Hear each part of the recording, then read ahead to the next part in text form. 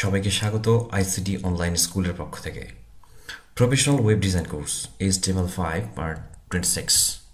এ পর্বে HTML table, এই পর্ব এটিও কয়েকটি পর্বে বিভক্ত। আজকে প্রথম পর্ব।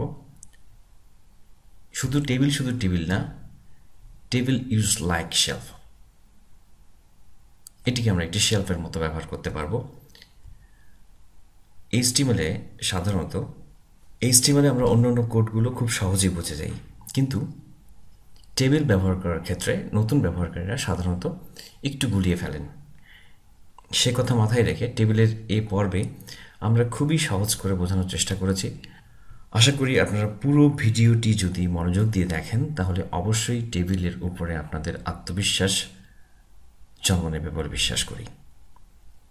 টেবিল, সাধারণভাবে আমরা টেবিল মানেই বুঝে থাকি যে বিক্ষিপ্ত তথ্যগুলোকে সুশৃঙ্খলভাবে সাজানোর জন্য একটি ছক। হ্যাঁ, টেবিল তাই, ডেটাগুলোকে সহজ করে প্রেজেন্ট করা।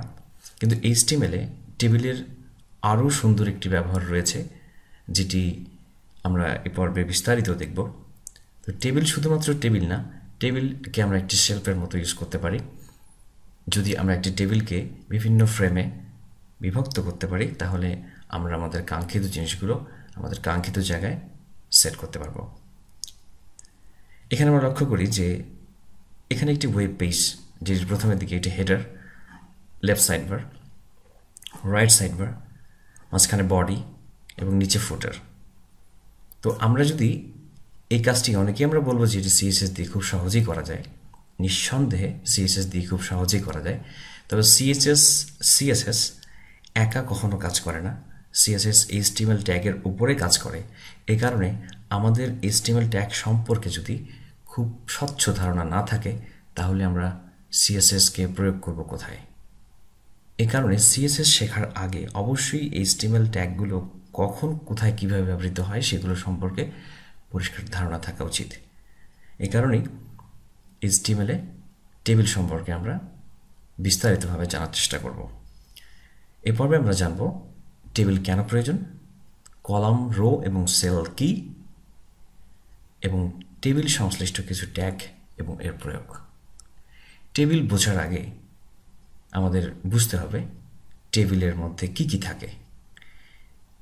আমরা টেবিলের একটু গুরুত্ব বোঝার চেষ্টা করি। সাধারণভাবে আমরা HTML-এ যদি তিনটি এলিমেন্ট, অর্থাৎ একটি প্যারাগ্রাফ, অর্থাৎ একটি ছবি, এটি হতে পারে কোনো ব্যানার অথবা কোনো টেক্সট বা প্যারাগ্রাফ এবং একটি ছবি, এভাবে যদি সাজাতে চাই, তো সাধারণভাবে যদি আমরা HTML-এ সেটি কোড লিখে রান করি সেক্ষেত্রে এটি কিন্তু এভাবে দেখাবে না। এটি দেখাবে এভাবে, অর্থাৎ একটির নিচে আরেকটি। তো আমরা যদি ওভাবেই দেখতে চাই HTML দিয়েই, তাহলে কি করব? তাহলে আমরা যদি এটিকে একটি টেবিলের মধ্যে ফ্রেম করে ফেলি, টেবিলের মতো করে, এখানে একটি টেবিলের একটি রো, এখানে তিনটি সেল আমরা দেখতে পাচ্ছি। সেখানে যদি এই প্রথম সেলের ভেতরে আমরা যদি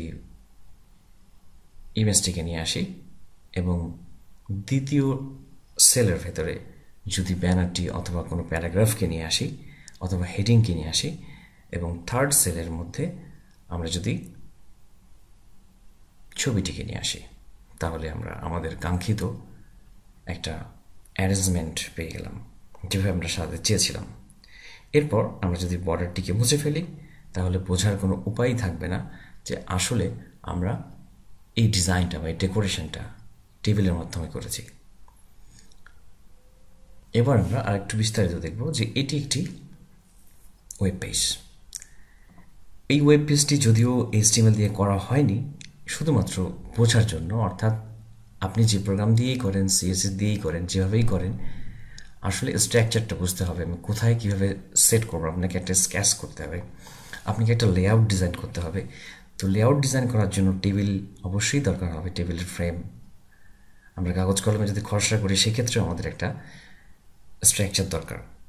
এই টেবিলটি, এই ওয়েব পেজটি যদি আমরা এভাবে এটাকে একটি রো এবং এখানে বিভিন্ন কলামে বিভক্ত করি, তারপর এখানে আরেকটি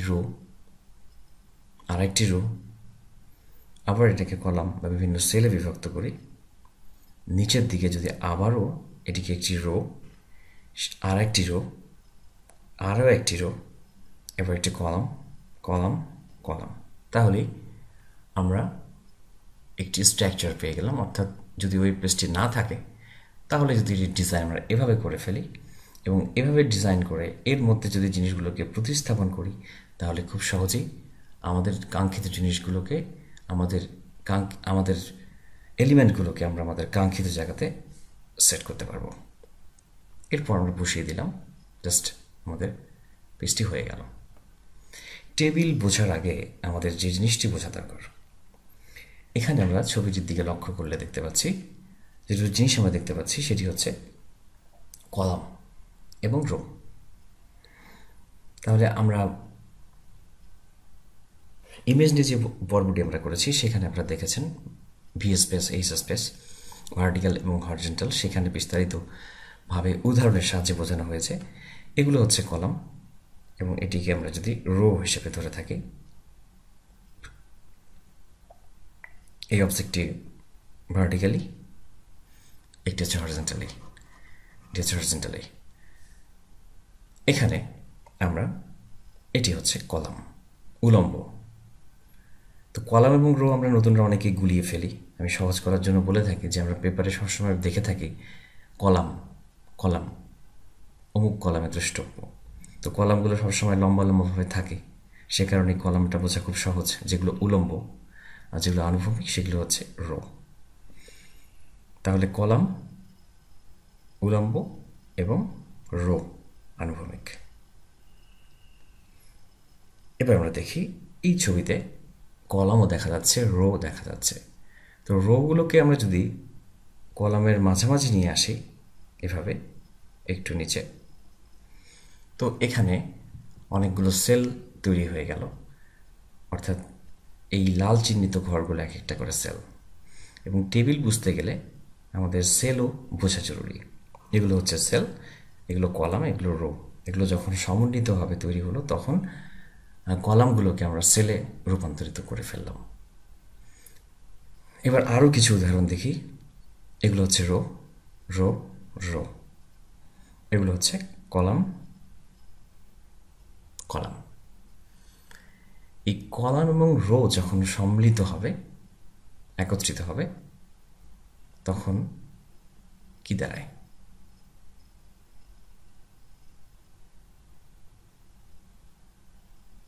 হ্যাঁ, আমরা একটি টেবিল পেয়ে গেলাম।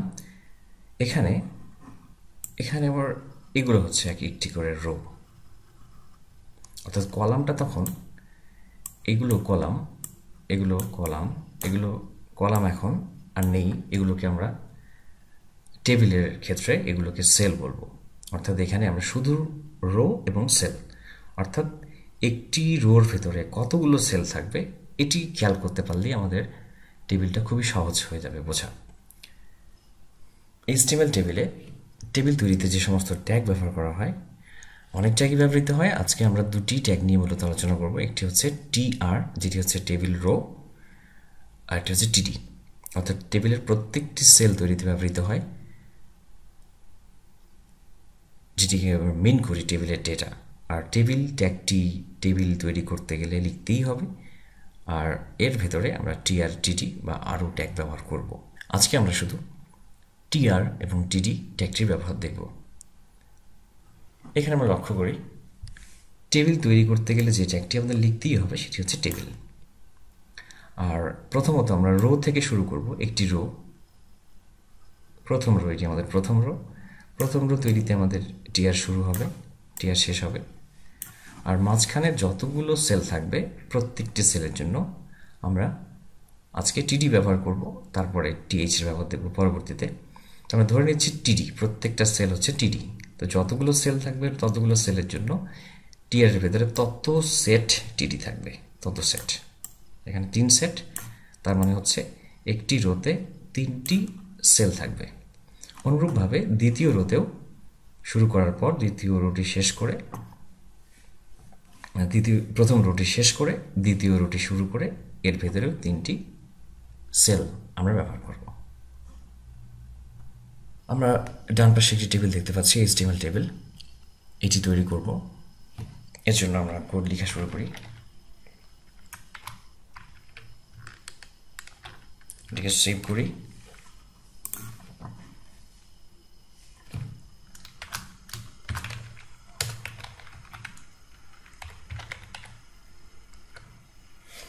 এবার আমরা এখানে টেবিল তৈরি করতে গেলে টেবিল লিখব,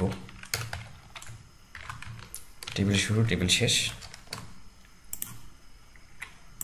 এখানে প্রথম দেখতে পাচ্ছি প্রথম রো শুরু করি আমরা। প্রথম রো,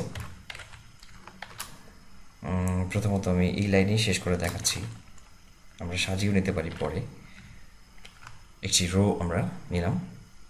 তো আমাদের যেহেতু এখানে এই টেবিলে দুটি রো রয়েছে, প্রথম রো দ্বিতীয় রো, আমরা এখানে এটিকে কপি করে নিলাম। এখন প্রথম রোতে 3টি সেল দেখতে পাচ্ছি। তো আমরা এখানে 3টি সেলের জন্য এখানে 3 সেট টিডি ব্যবহার করি। 3 সেট, এটিকে আমি কপি করে এখানে দিলাম, এখানে দিলাম।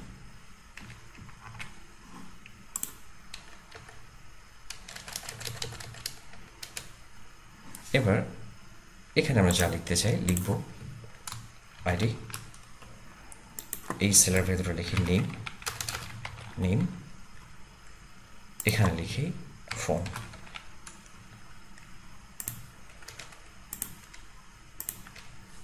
প্রথম রো।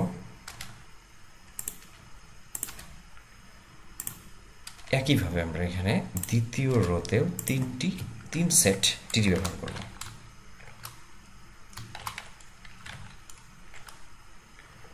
তিন সেট টিডি,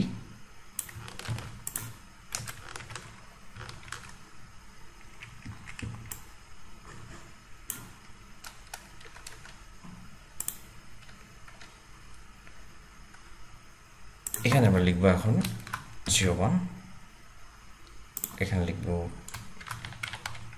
প্রিমা, এখানে হচ্ছে 014XX। এই টেবিলটি যদি আমরা এখন সেভ করে রান করি, তো যেটি দেখাবে সেটি আমাদের টেবিল বলে মনে হচ্ছে না, টেবিল বলে মনে হচ্ছে না। কারণ টেবিল মানেই আমরা চিন্তা করি একটি বর্ডার সমৃদ্ধ একটি এরিয়া, সে কারণে এখানে একটি অ্যাট্রিবিউট ব্যবহার করতে হবে, বর্ডার মিনিমাম 1। এভাবে রিলোড করি, দেখতে পাচ্ছি টেবিল চলে এসছে। টেবিল বর্ডার 1 মানে হচ্ছে আউটসাইড বর্ডার, এটি মিন করে। আমরা যদি 5 লিখি তাহলে কি 5টি করে বর্ডার হবে? না, অর্থাৎ 5 পয়েন্টের আউটসাইড একটি বর্ডার, একটাই স্ট্যান্ডার্ড, আমরা একটাই রেখে দিলাম। আমরা চাইলে এটির উইডথ বাড়িয়ে নিতে পারি।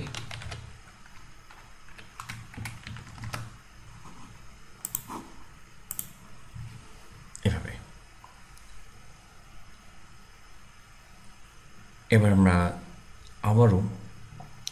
আবারও কোডগুলোকে একটু বিশ্লেষণ করি। লক্ষ্য করি এটি আমাদের ব্ল্যাঙ্ক টেবিল, যেখানে 3টি রো, যেখানে 3টি কলাম এবং 2টি রো রয়েছে। কলাম বলতেই আমরা এইচটিএমএলে বুঝবো এক একটি করে সেল, অর্থাৎ এক একটি রোতে 3টি করে সেল। এরকম 2টি রো রয়েছে। তো প্রথমটিতে এভাবে ডেটা রয়েছে এবং দ্বিতীয়টিতে এভাবে ডেটা রয়েছে। তো আমরা জানি টেবিল তৈরি করতে গেলে আমাদের যে ট্যাগটি ব্যবহার করতেই হবে সেটি হচ্ছে টেবিল। আমরা একটি এখানে বর্ডার দিয়ে নিলাম, একটি ডিফল্ট এখানে আমরা একটি বর্ডার দিয়ে নিলাম, টেবিলটা একটি ক্লোজ করলাম।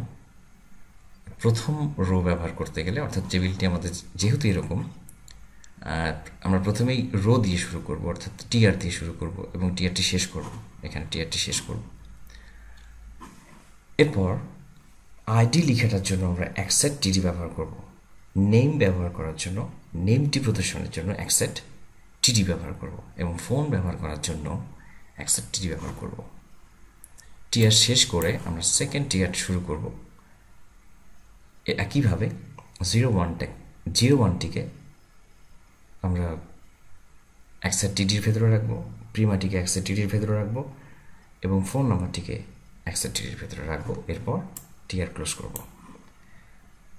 সেক্ষেত্রে আমরা যদি আমাদের কোডটি দেখতে চাই তাহলে আমাদের কোডটি হবে এমনটি।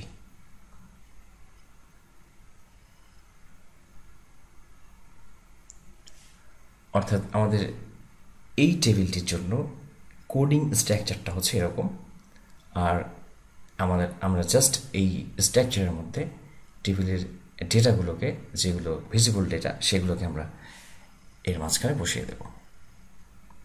তাহলেই আমরা সম্পূর্ণভাবে এরকম একটি আউটপুট পেয়ে যাব। এ পর্বে এ পর্যন্তই। আমাদের টিউটোরিয়ালগুলো ভালো লেগে থাকলে অনুগ্রহ করে মতামত দিন, শেয়ার করুন